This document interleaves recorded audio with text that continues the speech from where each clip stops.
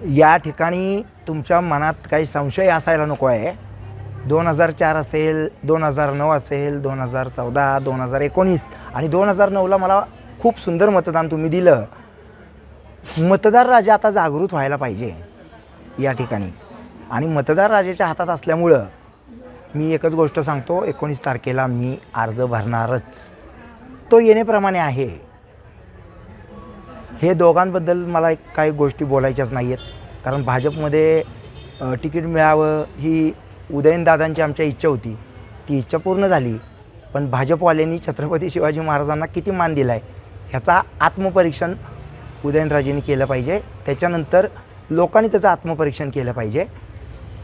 विश्वरत्न doctor Babasaheb आंबेडकरांचं नाव संसद भवनाला द्या ही अतिउच्च मागणी मी केल्यामुळं संपूर्ण बहुजन समाजाला त्या ठिकाणी सांगू इच्छितो की तुमचं मत हे बहुमोल आहे. ते मत मला मिळतं तर डॉक्टर बाबासाहेबांचं नाव त्या ठिकाणी संसदेला देण्यासाठी, आणि अरबी समुद्रातील छत्रपती शिवाजी महाराजांचं जे फार मोठं काय म्हणतो आपण त्याला, त्यांनी फसवाफसवीत त्यांनी नावं काय दिलीत, नरेंद्र मोदींना माहिती आहे ती गोष्ट. त्या संपूर्ण पुतळ्याचं अनावरण करण्यासाठी मी त्या ठिकाणी पाठपुरावा करणार आहे. यांनी 5 वर्षात एक वीटसुद्धा तिथं लावलेली नाही आहे. अशा परिस्थितीमध्ये वैचारिक वारस म्हणून शिवछत्रपतींचा सर्व जनतेनं माझ्या पाठीशी येण्याचं धाडस केलं पाहिजे. शक्ती प्रदर्शन म्हणजे काय असतं? शक्ती एकतर तुम्हाला युद्धामध्ये दाखवायची असते. 2 रुपयाची दारू पाजून मटणं देऊन शक्ती दाखवली जात नाही. दुसरा मुद्दा राहिला शरद पवार आणि उदयनराजांचं हे हार्डवेअर आहे, आणि मी या सगळ्यांमध्ये एकटा लढतो आहे. त्यामुळं मला यावेळेला तुम्ही संधी द्या. त्यांना एकदा दिली होती, त्यांचं स्वप्न पूर्ण झालं.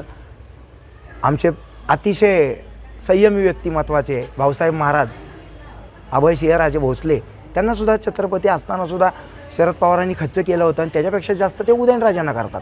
त्यामुळे त्या विषयावरती मला जास्त बोलायचं नाही. योग्य वेळ आल्यानंतर मी माझा स्टाईल आणि माझी संपूर्ण जी तुम्हाला माहिती असलेली, मला माहिती असलेली माहिती ही लोकांना मी देईन. काय आव्हान आहे तुमच्यासमोर?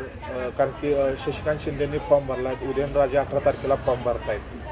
नाही, म्हणूनच आपण 19ला भरतो आहे ना.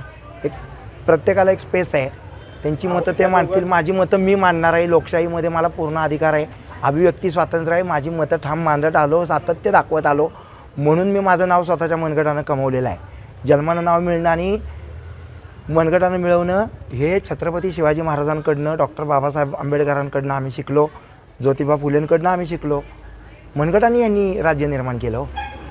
तुमच्या घरी चांदीचा चमचा आहे, तुमच्या घरी मोठा नेता आहे, आणि पाठीमागच्या काळामध्ये जयंत पाटील स्वतः, शरद पवार हे उदयनराजांना पाडण्यासाठी जंग पछाडत होते. त्यांची इच्छा एकदा पूर्ण झाली, आता माझी इच्छा पूर्ण करा, मला निवडून द्या.